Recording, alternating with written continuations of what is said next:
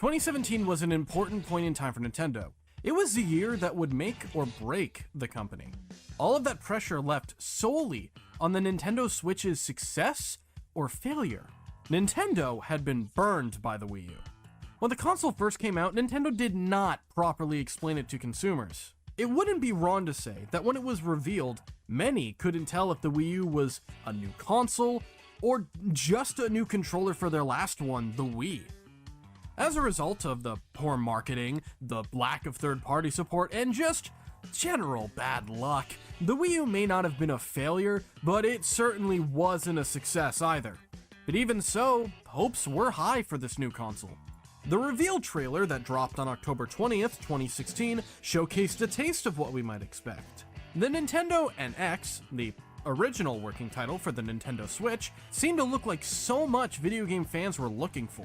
Unlike with the Wii U, Nintendo showcased through the reveal that their new console was its own thing. Its biggest feature, the seamless switch between docked and handheld play, was shown to us perfectly, all without a word spoken. Actions speak louder than words, and the trailer did so in spades. It was in this trailer that something was shown off. A few quick blink and you'll miss it shots of what looked like Splatoon. At the time, no one could tell if it was supposed to be a new game or just the first brought over to this new console. Things were looking up for Nintendo, and people were hopeful. But we as fans had also been burned before. So reservations were high leading up to the full reveal of the console in January. That said, in the end, a lot of our fears were silenced with that presentation. After all, who doesn't love a comeback? It was during this presentation we were truly introduced to this game. It wasn't a simple enhanced port like Mario Kart 8 Deluxe was, but instead, its own game. A sequel. Splatoon 2 released in the first year of the Switch's lifespan in July. I didn't get my hands on the game until later on, since I didn't get my Switch until later that year around Christmas. Unlike with Splatoon, I don't really remember when I got Splatoon 2. I'd like to say this was the game that immediately got its hooks into me, but I'd be lying, unfortunately. Much like the first game, I remember that I bought the game, finished the single player, and then nothing.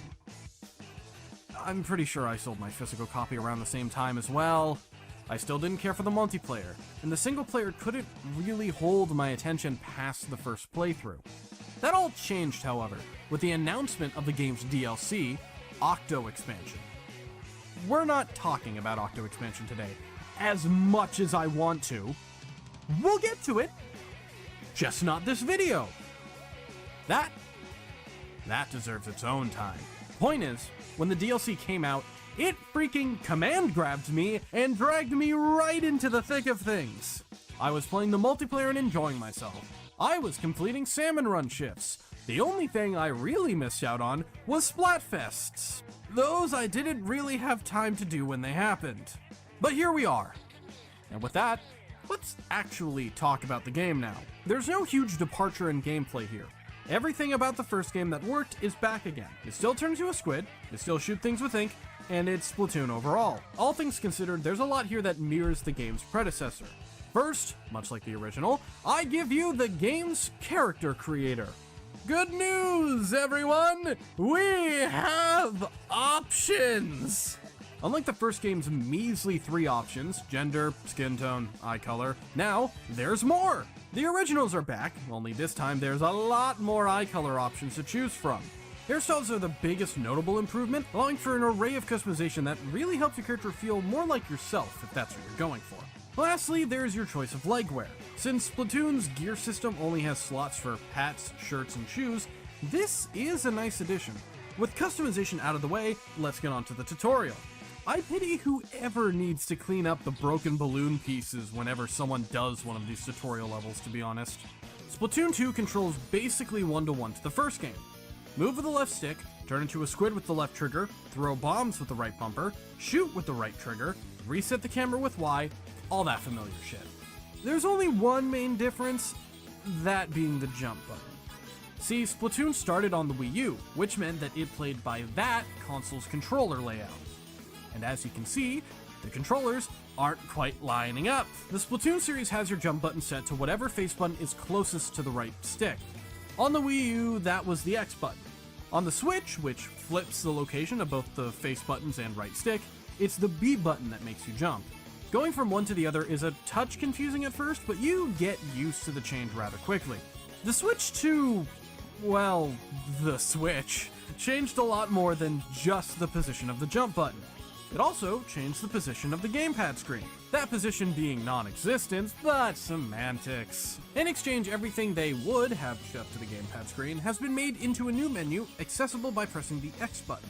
In multiplayer, it opens the map, allowing you to see the current state of battle as well as allowing you to super jump to teammates or home base.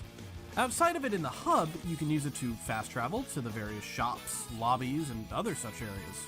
The tutorial is simple, sweet, and tells you the rough basics you'll need to get started. And with that, it's time to see our new hub for this game. Splatoon 2 takes place in Inkopolis, albeit a different section of the city. Goodbye Inkopolis Plaza, hello Inkopolis Square.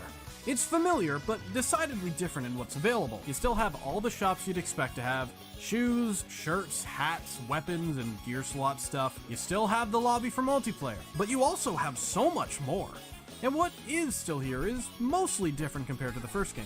With the exception of Ammo Knights, we have new vendors.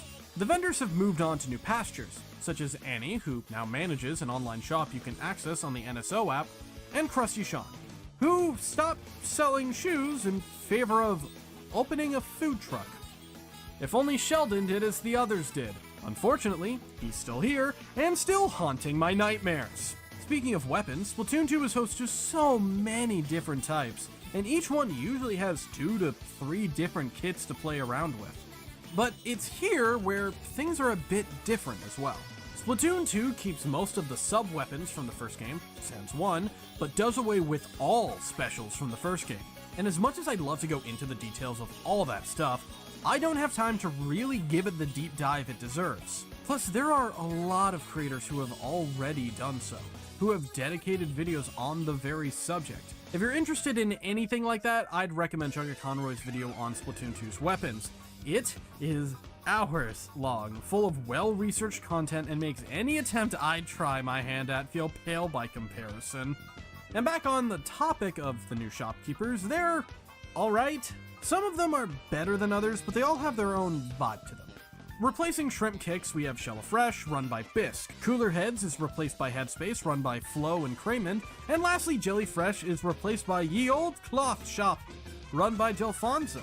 I never really went into a lot of detail in regards to the shops in my video on the first game, so let's talk about that real quick.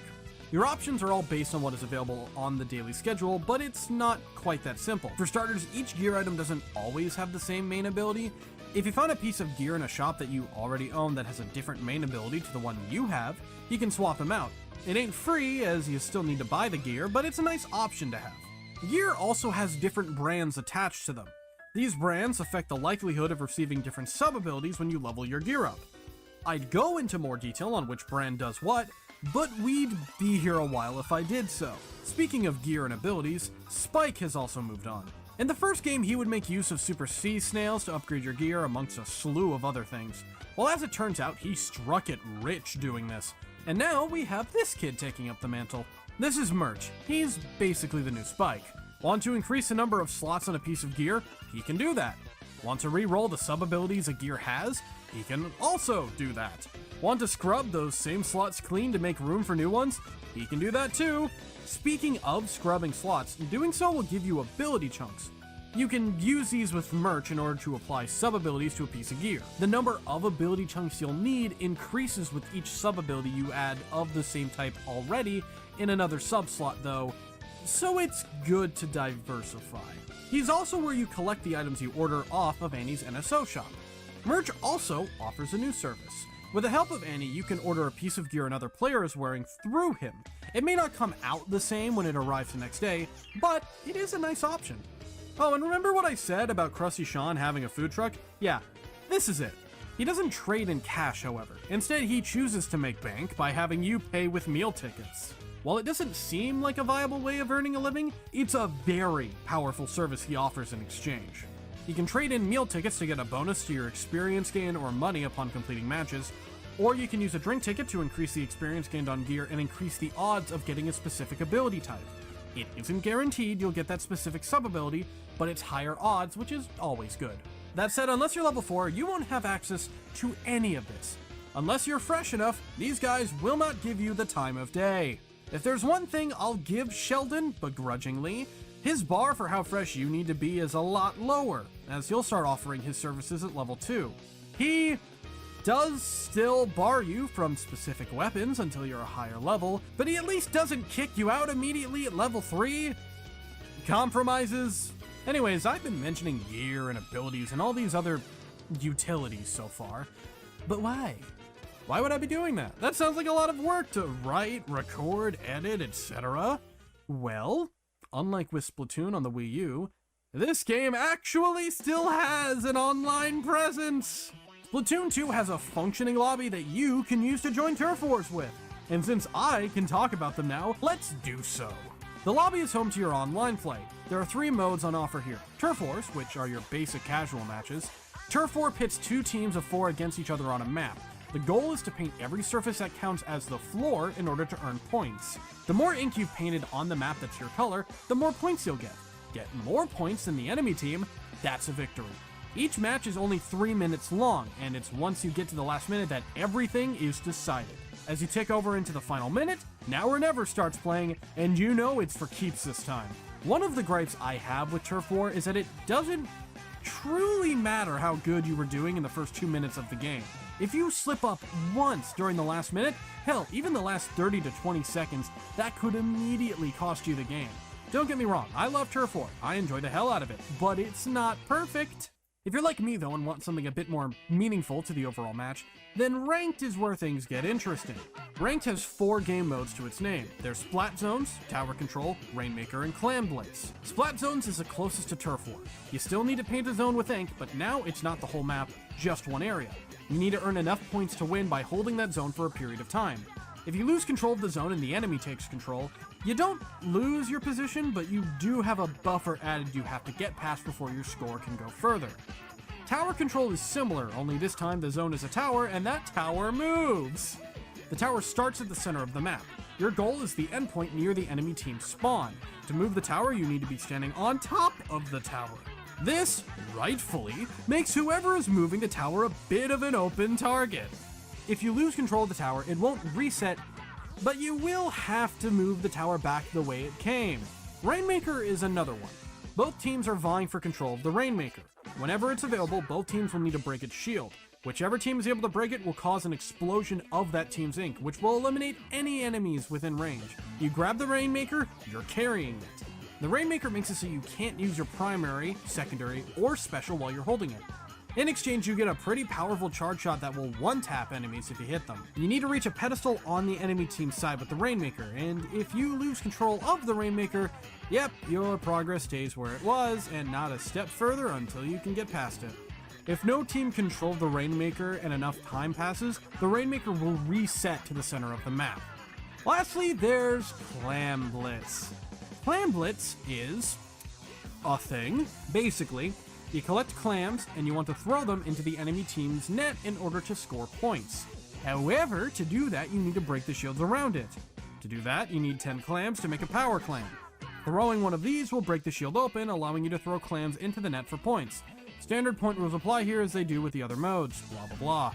I would prefer Ranked over Turf War a little bit, since every moment of the match matters compared to the last minute dash of Turf War. But since it's always based on a ranking system, it can get a bit sweaty, which takes my enjoyment of it away a touch. There's also league matches, which are basically ranked, but you join up with multiple friends to play a bunch of matches in order to be ranked. I didn't really ever touch this mode, so we'll leave it at that. There's one big change that Splatoon 2 adds though, one that adds so much to the gameplay options you have for the game. What, you thought I was talking about something else? Ha! What do you take me for? We're talking about Squid Beats! Let's fucking go! With that segue here, let's talk about something I sorely did not talk about in the first video. The music! Splatoon as a series is full of music, all from various in-universe bands and covering a lot of different genres. Splatoon 2 specifically is home to so many of my favorite tracks. There's Blitz It by Chirpy Chips, Rip Entry by Wet Floor, Incoming, also by Wet Floor, which was the song they used for the reveal trailer for Splatoon 2, and so many off-the-hook tracks. Most of these songs will show up in Turf War and ranked matches, but you can play them through a rhythm game called Squid Beats. It's challenging, especially on the higher levels, but it's a nice addition that allows you to listen to the music at your leisure. Okay, but in all seriousness, let's actually talk about the thing that really changes everything. Salmon Run. Salmon Run is the new multiplayer game mode added to Splatoon 2. It's a PvE wave-based mode that's used 4 players fighting horde after horde of salmonids in order to collect golden eggs to meet your quota. Working for Grisco, the company that employs you in lore for this game mode, is like working a really shitty part-time job that's super dangerous, definitely not up to code, but pays really well as a result. The salmonids come in one of 2 categories, regular and boss. Regular salmonids are the typical guys you'll see in droves. They come in a few different varieties, ranging from your standard chubs, your brutish cohooks, and even to their tiniest frontliners, small fries. They're dangerous if left unchecked and can easily double tap you if you've racked up enough damage, but they're also easily taken out if you can keep your cool. The real problem comes in the form of the boss salmonids. These guys are where the money is at. Literally. Defeating a boss salmonid awards you with 3 golden eggs. You have to deposit these eggs into the basket to meet your quota, so, hey, do that! There's a steelhead, which will create a bomb on the top of its head. It'll throw it at you if it can charge it enough, so what you want to do is make it explode before that happens by splatting the bomb. If the steelhead explodes, any enemy around it is also probably going to disappear. There's a steel eel which chases after a targeted player. The guy piloting the thing is at the back of the chain, so shoot him to destroy the whole thing. The drizzler will hide under its metal umbrella. It'll shoot a missile out into the air that, if left unchecked, will fly up and create an ink storm. When it does so, it becomes vulnerable to damage. Also, if you shoot the missile before it can launch up, it'll shoot back in the direction you're aiming at. If that direction is the drizzler, it'll insta-splat it. Stingers fire a stingray at the target furthest away from them.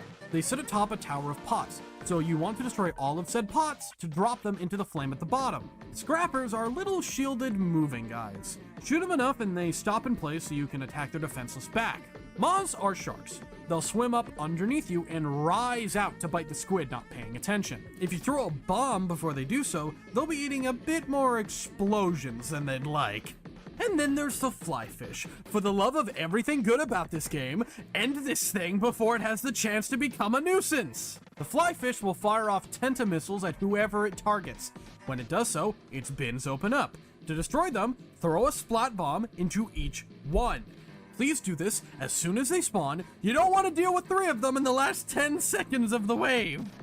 And then we have the special cases. These show up on rare stages. There's goldies, which can drop anywhere from 1 to 10 golden eggs if you shoot them often enough. They're most common on foggy stages and stages with glowflies. Glowflies swarm around one player and basically make all the nearby salmonids swarm them relentlessly. My advice, if there's a roller, have the roller sit at the front of the group and slowly move forward while holding the right trigger, which will usually kill most, if not all, of the swarming salmonids. Yes, I know there's no footage of this during the thing, but trust me, it works. Just give it a shot. There's grillers, which will move after a target and insta-kill them if they run you over. They're flanked by small fry, so that's another thing to be careful of. Their weak point is on the back, and shooting it will stop them in place and make their weak point visible on all sides. And then there's the mothership. The mothership will drop off these crates that will spawn an enemy if not destroyed quick enough. Destroying the crates before they drop will award a golden egg. Twice during the stage, the mothership will move in on the egg basket. When it does that, you want to shoot it off the basket or else it'll steal some of your golden eggs. Speaking of stealing golden eggs, assuming you've just left eggs around the field, you'll have to contend with snatchers coming by and taking them back. They're basically blue-haired chubs that run around the map in search of golden eggs. They don't deal any damage and are really only here to be a problem. Shooting them down drops all the eggs they've grabbed, which at most is 3. Depending on how well you do during a run, you'll get higher ranks and with it a higher hazard level. A higher hazard level dictates how hard a Salmon Run shift is. As you play matches, you'll get rewards. These can be redeemed outside of the Grisco building for pieces of equipment, meal tickets, money, etc. If there's one problem I have with Salmon Run in this game, is that it's not something you can do 24/7. Salmon Run is not always happening, as there are gaps in the shifts, meaning you can go about half a day or so without risking your life for cash. Wait, what do you mean that's a good thing? Sure doesn't feel like it. And one of the last things to talk about multiplayer-wise is, well, what used to be where you do local play, but... So, local play, no longer a thing, unfortunately. Well, that's a lie. Local play with one console is dead. The only reason it worked on the Wii U was due to the fact that you could play with a gamepad as one screen and the TV as another. The Switch doesn't have that option. As a result, sorry, no black magic. We're not dealing with that. Put that away. Instead, we have a new building in place of the Battle Dojo that serves a new purpose. Known as the Shoal, unlike the first game's two-player balloon game mode you were forced to take part in, now you have access to two modes, Private Match and Private Match Salmon Run. Basically, private matches lets you get a group of 8 players together for, well, a private match. Private matches let you play in any of the main multiplayer game types, be that Turf War, Rainmaker, Splat Zones, Tower Control, Clan Blitz, or Turf War but Splatfest themed. Private Match Salmon Run lets you set up a custom match of Salmon Run for a party of 4. You can select the stage, the hazard level, and you can even earn rewards like a normal Salmon Run game. Both forms of private matches can be done both online and in local play, but through the Shoal you can only do local play. Either way, they're a nice option if you want to set up a game with all of your friends without worrying about random players ending up in your match. If only I had enough friends with Splatoon 2 so I could actually fill such a lobby. And lastly, we have Splatfests. Splatfests were events that would take place over the course of 3 days. Splatfests divided the player base into 2 teams, each based on whatever the Splatfest was for. You pick whichever side you believe was the correct choice, and then fight it out in turf wars to decide which is better. There were a lot of Splatfests throughout 2's run. Unfortunately, I never participated in any of them, and since Splatoon 3 came out, there haven't been any new ones. The final Splatfest for Splatoon 2 was Chaos vs. Order, a much more broad concept compared to the Callie vs. Marie of the first game, but it definitely had a bit more of a lasting impact by comparison. Now, with all the multiplayer stuff talked about, let's check in on the news!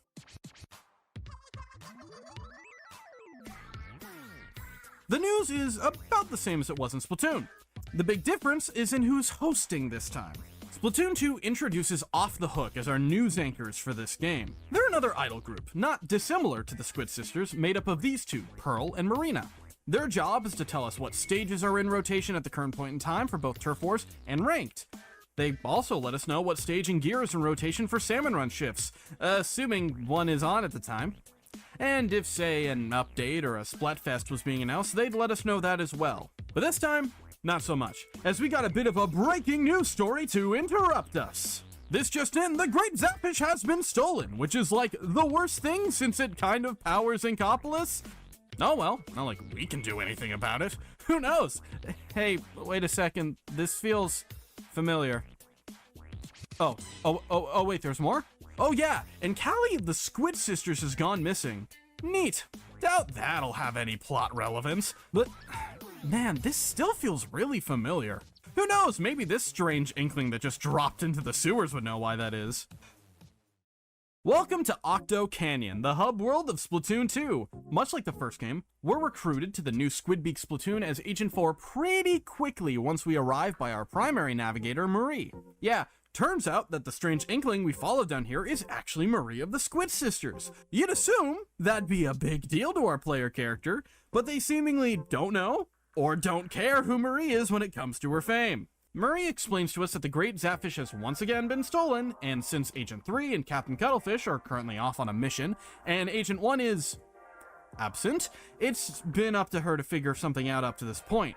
Her plan apparently was to just pluck whatever lost or curious squid she could lure into this place to assist her in this endeavor, and we just so happen to be the lucky one to do just that. And with that, we're suited up in our new hero suit, equipped with our new hero shot, which is basically a P90, and are sent to work. You'd think by this point, after the great Zapfish had been stolen at least once, if not more, assuming the snow globe didn't hold last game, that the government, or at least minimum the power guys responsible for making sure Inkopolis has power, would have some kind of emergency plan in place in case a situation like this happened again. But nope. Once again, the fate of Inkopolis rests on our shoulders. Oh god, we're the emergency plan, aren't we? Tentakiel Outpost is the first area of Octo Canyon. Compared to Octo Valley zones, which were pretty well connected without the need for loading screens, the different zones of Octo Canyon are well separated. This means the general look and environment differs between the areas, getting more and more drastic in these changes as you make your way through each zone. Each zone is made up of invisible kettles, much like the first game. Shoot ink at them until they become visible, jump inside, and you're off to the races! There's not a whole lot different when it comes to the basics. You're still making your way through the levels in search of the Zapfish at the end, which means you still have to defeat the Octarians in your way. Simple stuff. But it's not really that simple anymore. A fair number of the Octarians from the first game return, such as the Octo Troopers, Twinticle Octo Troopers, Octopods, Squeegees, Octo Bombers, Octo Stamps, Octo Divers, Octo Snipers, Flutters, and Octorpedoes. But on top of all of them, we have so much more! There's also new guys, like the blobby Octo Troopers, Octocopters, Octo Hurlers, Octo Missiles, Octo Zeppelins, industrial-sized Roombas, Octo Seekers, Tentacooks, Octo Ballers, Octo Commanders, DX Octo Stamps, Rocket Octocopters, Rocket Twinticle Octo Troopers, and Rocket Octo Bombers. What? That, if I'm not mistaken, makes the variety of enemies within Splatoon 2 over double the first game's amount. Like, guys, I appreciate the variety, but isn't this a bit much? Thankfully, even if we are a bit overwhelmed with enemies, we aren't stuck with only one life. We start each level with 3. We get splatted, we lose a life. We reach a checkpoint, you get 1 back. Run out, start the level over from the top. You can complete any level available to you in any order, although as a personal preference, I do enjoy going down the list numerically a bit more. Along the way, we're joined by Marie. Nope, not to help us out in the missions proper, she's only here over the radio. It's nice though, and there is so much sass in this squid. It's unreal. I thoroughly enjoy the dialogue she spouts out as we make our way through the stages. And it's always a little funny when she points out our penchant to break literally every box in an area in search of secrets. No, Marie, I do not have a problem. I'm just very committed to finding everything. Speaking of, let's briefly touch upon what you can find within these stages. There's a bit more of a selection this time after all. To start, power eggs. These help you purchase upgrades for your weapons and gear. You can get these by defeating Octarians, finishing stages with armor or unused specials, or just around the map, be that in crates, in balloons, or those that are just kinda sitting around on the ground. There's armor, which works pretty much the same as it did in the first game. It stacks and acts as another layer of armor before your natural armor. Unlike the first game, if that broke, you'd automatically splat. Now, you have another layer to it all. You'll enter this state here. While in it, your movement speed decreases dramatically. You're constantly surrounded by these red warning squiggles, and you are basically one touch away from instantly splatting. It takes a few seconds for your armor to regenerate, but assuming you're in a puddle of ink while it does so, the process does speed up a touch. There are also canned specials. These aren't the same as they were in the first game, since the specials there are, well, not in this game. So now we have Tentamissiles, Stingray, Splashdown, Inkstorm, and the Bomb Launcher to play with. Grabbing one of these cans gives us a corresponding special, which we can activate with the press of the right stick. Tentamissiles target a number of enemies within the target range before firing homing missiles on their location. You're a bit of a sitting duck while this happens, but it's a great way of thinning out a horde of enemies if you have the option. The Stingray allows you to fire a continuous ink laser beam through objects. There's a slight delay before it fires, and aiming is slow while firing, but it's definitely a powerful option. The Splashdown is, upon first glance, a bit of a panic button. When you hit it, you jump into the air and smash down onto the ground, creating an explosion of ink around you for massive damage. While not really something you'll be able to do during single player, if you super jump to someone in multiplayer and activate it while you're flying through the air, you'll land with your special, which is a good defensive tool against anyone hoping to catch you when you land. Inkstorm is simple enough. Activate it, throw this thing in the direction you want the storm to go, and let it rain. If an enemy doesn't leave the cloud and continues to take damage from the Inkstorm, it'll eventually splat. And while the Bomb Launcher sounds like the Bomb Rush special from the first game, it's not. Unlike Bomb Rush, the Bomb Launcher only fires a specific kind of bomb, depending on the kind of special. By comparison, Bomb Rush from the first game allowed you to switch which bomb you were firing, depending on which one you had equipped. Similar, but different. Doesn't mean it isn't helpful though. And lastly, we have the final 3 stage collectibles. those being Sardinium, Sunken Scrolls, and Meal Tickets. I've talked about Meal Tickets already, so let's move on to the other new collectible, Sardinium. There's one hidden in each stage like the Sunken Scrolls, but instead of giving us lore when collected, they're the second piece we need to upgrade our gear. Sunken Scrolls are mostly the same as they were in the first game. They aren't as heavy-handed in regards to propaganda like they were in the first game, now choosing to focus more on what's happened between the first game and the second, with some rather concerning entries that are surprisingly more notable for the third game than this one. They're a very nice look into the lore of the game, and it really gives a lot of nuance to the various characters. It also contains some lore that's a bit more relevant compared to the first game to what's actually happening in the single player as well. Of course, there's also your fair bit of fluff, like the fact social media is a thing here as well, which, ew. All three of these can be found in the main hub sections, though the Sunken Scrolls here only give us a sticker on the last page denoting that we found it. And to even get those scrolls, you have to shoot a series of balloons out of the sky before they fly off, so it's a bit of a challenge if you don't know the route the balloons appear in. The first area missions are an overall good step into getting the player used to the game. At the end of the area, we have the first boss of many. Ladies, gentlemen, and the distinguished non-binary, I introduce you to the Octo Oven, the first of many Octo bosses to rise to the occasion. The Octo Oven is in essence a tower. At the top is a tentacle you need to shoot in order to progress to the next phase. There is a small problem with that plan though. He is bready for you. While the Octo Oven may not be the entire bakery, he is certainly the only oven you'll need. For as big as he is, the Octo Oven is not stationary. The Octo Oven shoots out giant bread loaves to attack you, rotating his entire body to aim at you. The bread loaves will pop out for a split second, leaving a trail of ink behind on the ground when they retract.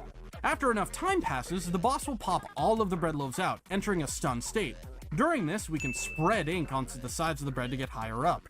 The sides of its body are, thankfully, inkable, so we can complete our path up in order to take out its weak point. The Octo Oven has 3 stages to its battle, as do most other bosses in Octo Canyon. Phase 2 begins with multiple sides of the upper tower becoming covered by exhaust pipes, rendering them uninkable. At the same time, a multitude of ink columns are launched out to the outer edge of the ring, making your available movement space a touch more limited. With each new phase, the bread gets a little bit more toasty. Phase 2 is otherwise a simple match, as the attacks are basically the same. With Phase 3, the bread is equipped with armor, which blocks you from inking some of its sides. Yes, I too love the taste of metal with my bread. Perhaps I could get it glazed as well while I'm here. Okay, I was kidding. Phase 3 also gives it another option for attacking, ejecting out a glazing machine that will ink the floor around it. It doesn't do a full circle, and as long as you're not throwing yourself into the glaze, you're fine. Also, keep an eye out for the ink columns. There's 3 in a row now to worry about. Eventually, he'll eject his bread, allowing you to climb up and finish it with a final wash. Unfortunately for it, the wash does not go over well, causing the bread to burn to a crisp. Oh, and it explodes.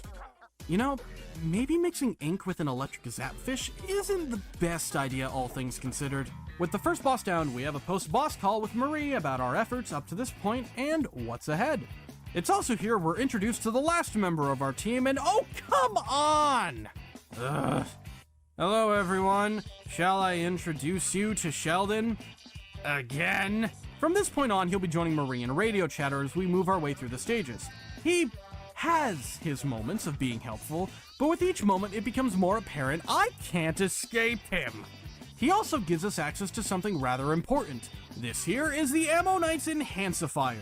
You like being able to upgrade your weapons whenever at a push of a button? Too bad! You gotta use this thing instead now. It's located near the entrance of Tentakill Outpost, so thankfully you only need a super jump to the entrance to use it, but it's not as convenient anymore. Speaking of, let's go over some of our new options. With the Enhancifier, we can upgrade our main weapon, our Ink Tank, and unlock the other 2 bomb options. Our Hero Shot and Ink Tank can be upgraded twice, allowing for a much faster fire rate and an overall higher ink capacity. As for our secondaries, while we start with Splat Bombs, we can also unlock Curling Bombs and Auto Bombs. You remember the Seekers from Splatoon? So Curling Bombs and Auto Bombs are basically like if you took a Seeker and ripped it in half. Curling Bombs keep the forward movement aspect, while Auto Bombs keep the enemy tracking aspect. That said, they have their own distinctions now that make them a bit more nuanced as well. Curling Bombs can be charged, so the longer you hold the button, the less distance a Curling Bomb will make before exploding. and auto bombs gain the ability to be thrown like a splat bomb, and will auto-explode if no enemy is detected. If one is, the bomb will run after the enemy, exploding after a short amount of time. I do miss burst bombs being an option, but these two are alright in their own way. Anyways, since the boss has been defeated, we can make our way into the next area. With that, welcome to Sector 2, Suction Cup Lookout. Going forward, each area will have double the stages of Tentakill Outpost, 6 in total, not counting the bosses. It's also here where we're introduced to the main mechanic that really changes things for the campaign compared to Splatoon's. Sheldon requests. See, in the first game, I gave praise for the single player's ability to prepare a player for multiplayer. You got a feel for shooters, how some secondaries and specials worked, how some multiplayer stages felt, and how it felt to fight enemy players in those stages. In Splatoon 2, though, they do a much better job of getting you ready. The first way they do this? More weapons. Each sector of the game brings with it at least one new weapon type each. You first get these weapons from Sheldon during stages with this Sheldon request tag. When you first play the level, you'll be forced to use a specific weapon to go through it. Suction Cup Lookout gives you access to 3 weapons to play around with. There's the Hero Roller, the Hero Charger, and the Hero Dualies. The Hero Roller is a strange mix of a shotgun and a rush weapon. It's not technically a shotgun per se, but it is a close-range powerhouse with a lot of possible spread. Pressing the right trigger while on the ground will swing a large horizontal splash of ink at an enemy in front of you, usually dealing a lot of damage in the process. If you jump and then fire, you'll perform a vertical flick, changing the orientation to, well, a vertical attack. If you're on the ground and hold the right trigger, you'll begin to paint the ground in front of you with the roller. From what I can tell, it feels like you're moving about the same speed, if not a little faster, than you would be normally when doing so. Running over an enemy with your roller will usually splat them instantly, so with a roller you're powerful close up, but will suffer a bit more at range. The Hero Charger, on the other hand, is kind of the opposite. The Charger is a sniper-based weapon.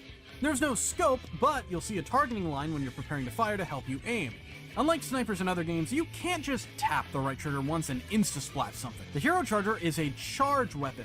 Before you fire, you hold the right trigger down to build up a charge. Once it's full, you let go of the trigger to fire. You can fire the Hero Charger without building a full charge, but you won't have the same range or power as you would with a full charge. Speaking of a full charge, if you have a full charge and sink into your ink, you can hold that charge for a few seconds, allowing you to adjust your position before popping out to fire suddenly at your enemies. Long and short of it, more of the former, less of the latter. And then the Hero Dualies. Dualies were a new weapon type introduced in Splatoon 2, and brought a lot of excitement to the game with its inclusion in the early trailers. They're comparable to shooters, filling a similar playstyle. You have 2 reticles for your dualies, so you have a lot more ink spread as a result.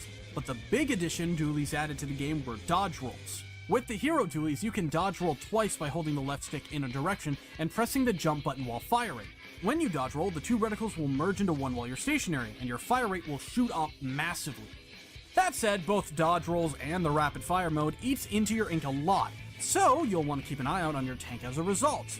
Now, while you may be forced to use the weapon Sheldon requests of you the first time, you can use whatever weapon you want for any of the other stages after the fact. Each stage is clearable with every hero weapon, even if that solution involves using bombs. If you complete every level in Octo Canyon with a hero weapon, you'll unlock a replica weapon of it for use in multiplayer.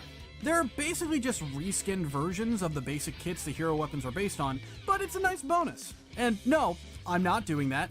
You have any idea how long that would take to do? More than I want to deal with. Each of the hero weapons can also be upgraded at the Enhancifier, but unlike the Hero Shot, we can only upgrade the others once.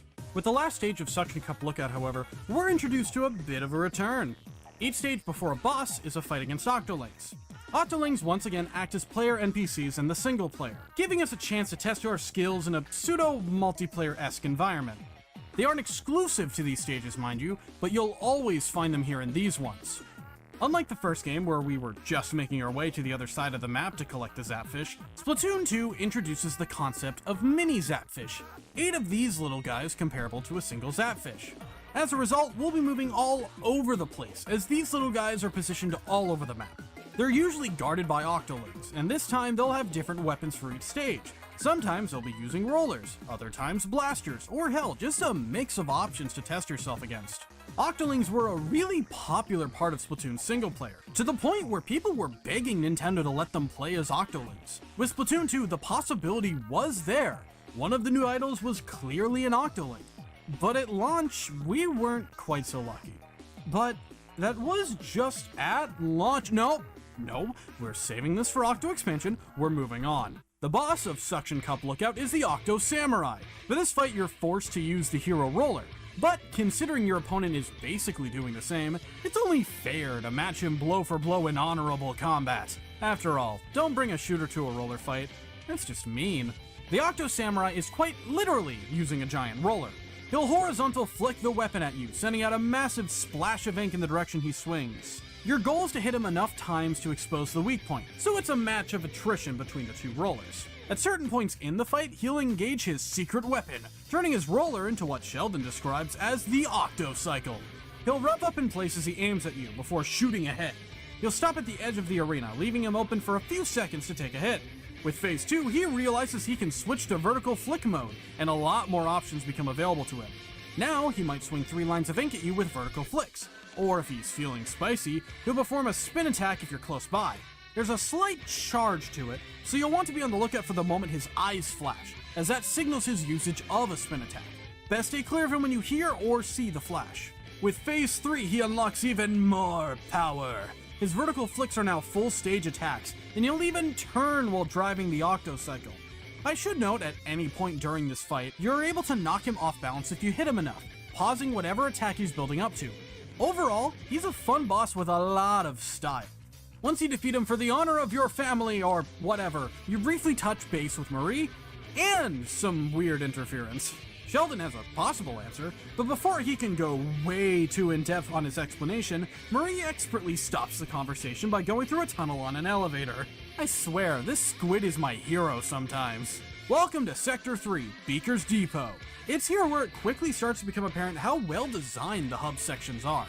Each one is almost built like a mini stage, with various stage gimmicks littering the area that you'll need to traverse through in order to find the kettles. One of the things I glossed over in my video on the first Splatoon was the stage gimmicks.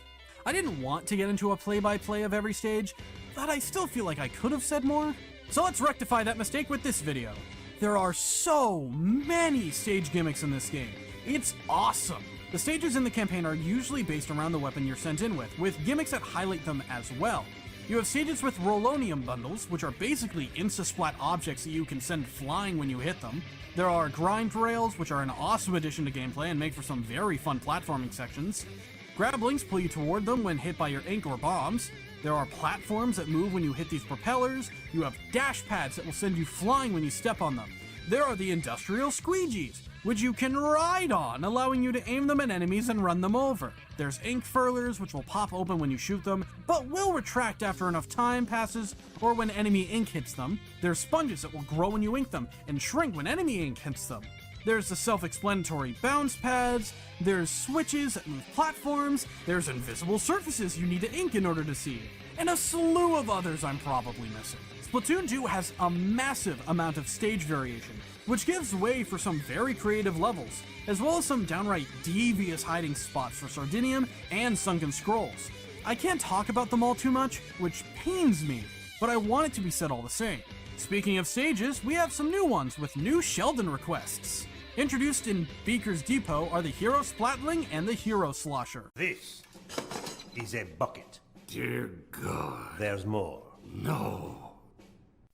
The Hero Slosher also sort of fills the close range role like the roller does, but it's different by the way it does so.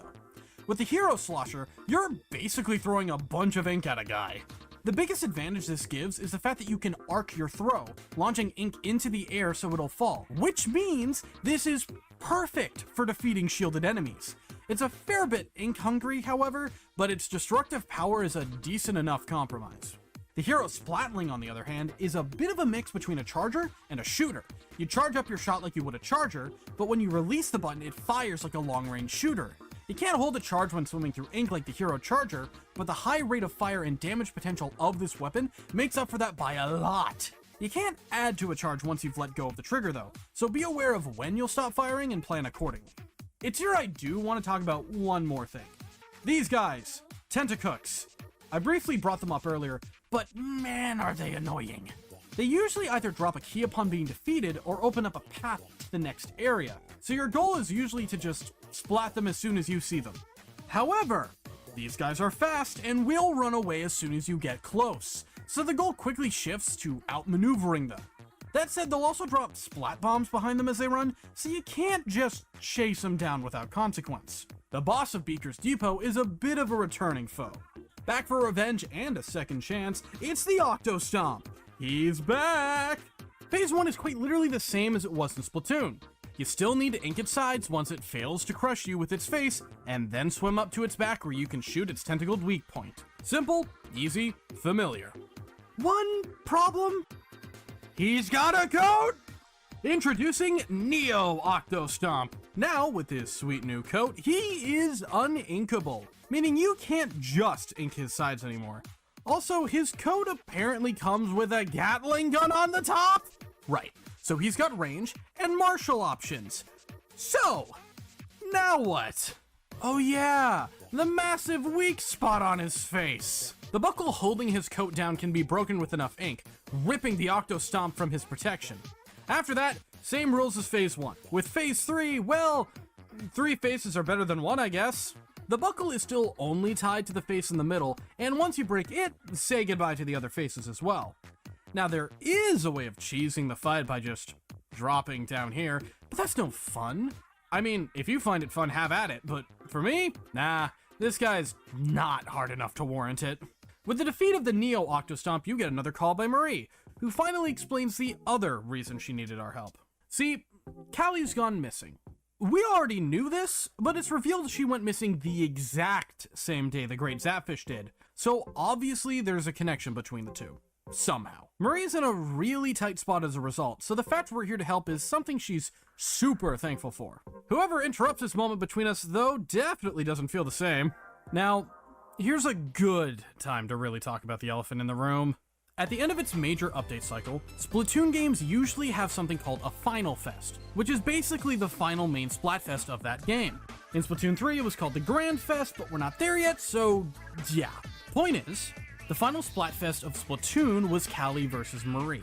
The aftershocks of this Final Fest are plain to see, as the results impacted the story of the single player. See, Marie won the Final Fest. As a result, we can see that she took the spotlight in the single player.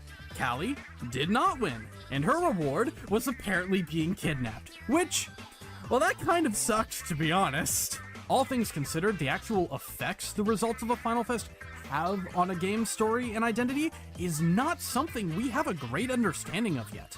We only have 3 games, and while Splatoon 1's Final Fest had small narrative points like this as a result, Splatoon 3 as a whole feels very affected by the outcome of this game's Final Fest. A Final Fest we'll get to whenever I end up getting to that game. Anyways, I've gotten off track. Welcome to Sector 4, Slimeskin Garrison. Another thing to note, unlike the first game where you could pretty much see the entirety of the sectors from anywhere on the map, in Splatoon 2, not so much. Each sector is kept separate from the other, but you can sometimes make out another if you look right. As we make our way through these sectors, the deeper into Octo Canyon we go, and as a result, the less light that makes its way down to us. By Sector 4, we're well into evening levels of light.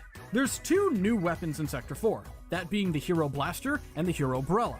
If any weapon deserves the title of shotgun, it's the blaster. The blaster is a ridiculously short-range primary. The benefit, however, is high damage and an AoE blast at the end of its shot. Using that blast, we can hit enemies behind shields or cover, making it a powerful close-range option, but a terrible option for enemies further out. The Hero Umbrella is a bit more of a defensive primary. Its main shots are also shotgun-like, but not to the damaging extent that the blaster is. The main aspect of the Hero Umbrella is, well, the umbrella. Holding the right trigger will pop out the full umbrella, and if you hold it long enough, the canopy will shoot out in front of you, leaving a trail of ink behind. The umbrella is not invulnerable though, and will break if enough enemy ink hits it. Thankfully, it'll restore itself after a few seconds if it breaks, or if you launched it out. By this point, the stages have started to get a bit more complicated, maybe a bit trickier to navigate, a bit harder, so on, so forth. It's a sign that the levels are only going to get harder from here. Honestly, good. There are some fun levels to be had in the last 2 zones. Maybe not challenging to the point of annoyance, but they're fun. Which leads us to the boss of Slimeskin Garrison, the Octo Shower, featuring... The Octo Shower is held aloft by 3 Octocopters. In order to deal any damage, we need to splat all 3 to knock it onto the ground. It's a good thing we're equipped with the Splat Charger then, huh? The Octo Shower has a few methods of attacking as well. It's got an ink shower, which will make it charge in a straight line, showering the ground beneath it in ink as it does so. It also has a charger-like attack, which will fire after a small charge up. Shooting all 3 Octocopters down and then splatting the main tentacle brings us to phase 2. This time, there's 4 now. And it's got a few new tricks up its sleeve. To start, it's got a hand crank cannon that'll fire off like a splatling. Oh, and it also stole DJ Octavio's Octorpedoes from the first game, so they're here too. Thankfully, each Octocopter only needs 1 shot to be taken out, and the main tentacle only needs 2. Once you've taken it down a second time, it's time for Phase 3, where the Octocopters get a bit of an upgrade as they arrive now as Rocket Octocopters. These guys will dash around at random intervals, so it's usually best to shoot them after they've moved spots. The Octo Shower also has a new trick up its sleeve in the form of a freaking stingray? So, Stingray. As a reminder, this thing ignores walls. So just don't try and take cover, move! Thankfully, that's the last addition to the Octo Shower's set of options. So once you force it to the ground, there's nothing stopping you from cleaning things up. With the boss defeated and only 1 more sector to go, we have another call from Marie about how things have gone so far. Unfortunately for us, that mysterious caller from earlier is here again and is... Oh... Well, that's not great. So, Callie is working with the Octarians. Why? Who knows? We certainly don't yet. But we need to rescue the great Zapfish and figure out what's going on with Callie. So we need to make our way to the last sector of Octo Canyon, Cephalon HQ. Remember what I said earlier about us descending deeper into the canyon with every sector? Well, Cephalon HQ does not see the sun at all. The whole place is lit up artificially, making for a really stunning landscape. If the last few stages were like mini stages in and of themselves, Cephalon HQ is basically 1 stage split up into 4 main sections. There's a lot of stuff you gotta go through in order to open the kettles. Hell, you have checkpoints on the hub map because of it. It's also here we get our last weapon from Sheldon, the Hero Brush. The Hero Brush is similar to the roller. You can paint the ground in front of you while you move like you can the roller, but you don't have the big flicks the roller has. Instead, you have a lot of small but fast swings with your brush. And speaking of fast, you also move faster while painting the ground in front of you when holding the right trigger compared to the roller and standard movement. When put next to the roller, it's definitely a more stealthy weapon by comparison. And with that, we're dropped feet first into the final stages. These are the best Splatoon 2 single player has to offer in my opinion. They range from fun challenges to real tests of your ability. All of them are still based off of the other stage gimmicks we've seen earlier, just with the difficulty increased to spice things up. Once we gather the rest of the Zapfish, the last boss kettle opens, granting us access to the final boss of Splatoon 2. Unfortunately, once we arrive, we're met with a once friendly face turned against us.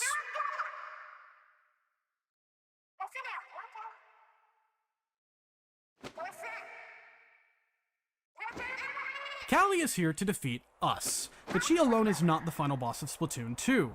No, she's just featuring in this single.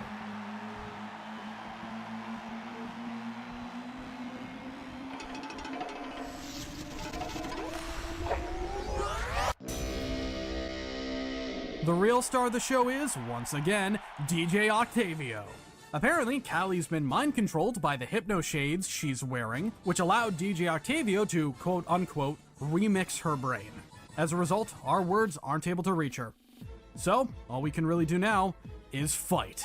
The song that plays during the first 2 phases is a remix of Bomb Rush Blush. Remember the Final Fest I was talking about earlier? Well, along with it, the 2 Squid Sisters also released solo tracks for their side of the Splatfest. Callie's was Bomb Rush Blush, and it remixes really well for a boss theme. In terms of boss, there's a bit different here compared to the first game. To start, the arena. Unlike the platforms we were fighting our way through the first time, instead we have an actual arena we're fighting in. This means we have a lot more space to move around this time. DJ Octavio himself also had a bit change to his kit, and by that I mean he got rid of almost all of it. As mentioned earlier, he got his Octorpedo stolen by the Octo Shower, and the killer whale beam he had is also gone. Apparently, he too is beholden to the sequel updates. The bombs that would spawn enemies aren't here either, and there's no more massive bomb for you to play tennis with. In exchange, he has a few new tricks. DJ Octavio pilots the Octobot King 2. Basically, the same as the first, only upgraded? Sort of. He still has old reliable throw hands, but that also means the same weaknesses apply as it did in the first game. If you ink the fist before they retract back to him, you can rebound them to punch him in the face. And as implied by the song choice, he also has a few bomb rushes at his disposal. Okay, so maybe not completely beholden to the sequel updates then. The first one you'll see is when he throws out 4 massive splat bombs onto the field. As long as you avoid them, you'll be fine. And even if one clips you, at worst it'll break your natural armor. I would try and keep clear all the same though. The DJ can now also fire both fists off at once, instead of one at a time. No real change from how it normally is, and if your hero shot is upgraded enough, you can easily shoot both back at him before he retracts them.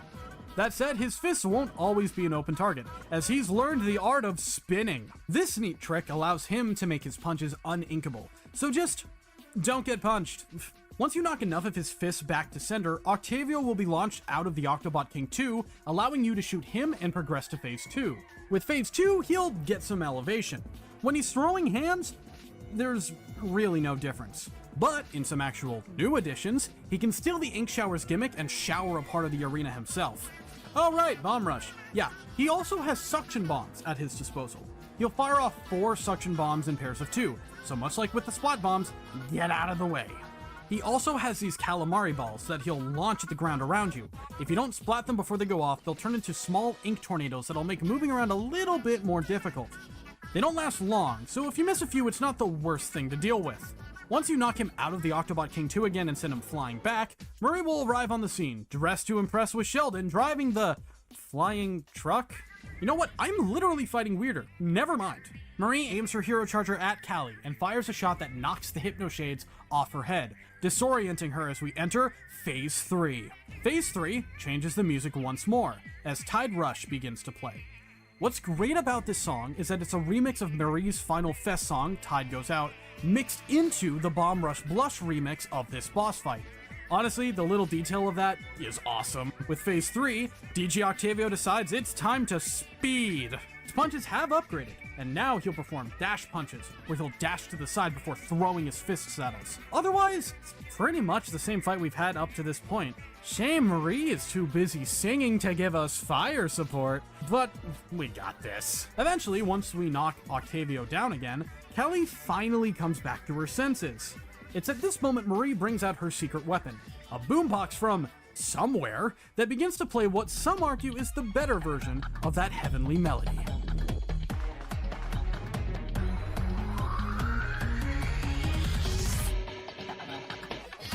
As Callie and Marie take the stage and perform the spicy calamari incantation live, Octavio takes to the sky. Not to be outdone, Sheldon gives us one last weapon to use in the form of a modified Rainmaker. The last phase of this fight is fought in the air atop grind rails, and wow, does this phase feel good. I love the little background details you can see during this fight. Roughly midway through this phase, Octavio can't control himself anymore and just starts dancing along to the incantation. Don't get me started on the crowd below in the stands waving their glow sticks like a concert. It's awesome. DJ Octavio doesn't have much in terms of attacks. He has 2, his normal punches and his spinning punches. We, on the other hand, have a charged shot and 2 ink rails to swap between. By this point, it ain't much of a fight as it is a victory lap. As Octavio's Octobot King 2 is sent crashing to the ground, we're sent in to plant the Rainmaker on the goal and finish the match. And with that, the great Zapfish is rescued once more.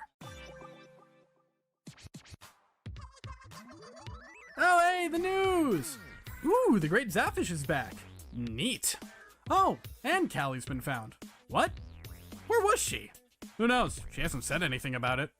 And roll credits. I gotta say, I love Splatoon's style of doing credits, with the whole inking the wall thing to see the names of everyone who worked on this game. Also, the little nod to the reveal with the producer is gold. But we aren't quite done with the single-player content.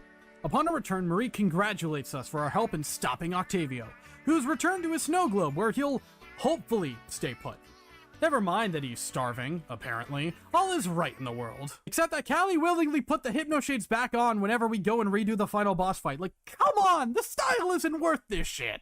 After fighting a remixed Callie and DJ Octavio, we can once again rest easy now that everything is peaceful. And that would have been the end of it. But Nintendo did a little thing and added something to the single player via update.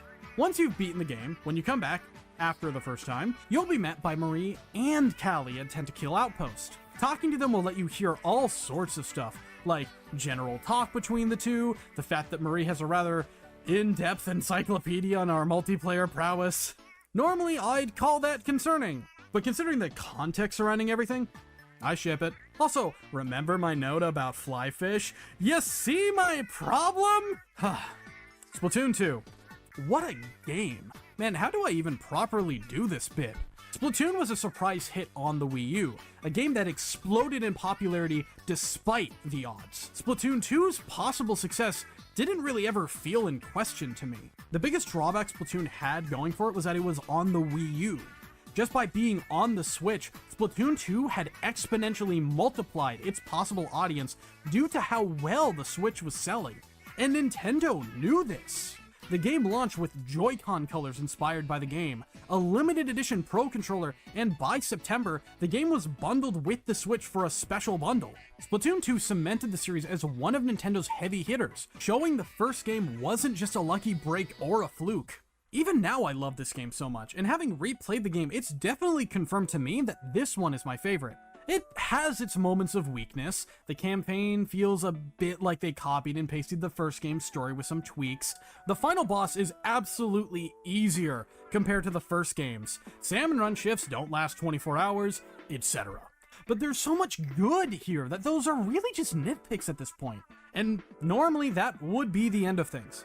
A good, nice note to leave the game off on. But Splatoon 2's story doesn't end here. It continued, being revitalized by a shot to the arm by an expansion that surpassed all of my expectations. The expansion that truly made me a fan of this series. Well, I think we'll be getting to that soon enough. Thank you all so much for watching. I hope you enjoyed this monster of a video. Splatoon 2 holds a special place in my heart, and I really hope this shows here with this video. I think I've gotten a rough feel for the scripting style for these videos as well, especially since this did not take as long to put together as the last video did. All of the footage on screen is my own, but if you want to see me backseat drive through the game, you can check out Cyanheart's channel where we go through the game's campaign. We're also currently going through Octo expansion as of writing, and it's been... Damn it! I can't reach it! Oh, I reached it! Ah! You shut your mouth. And dead cat!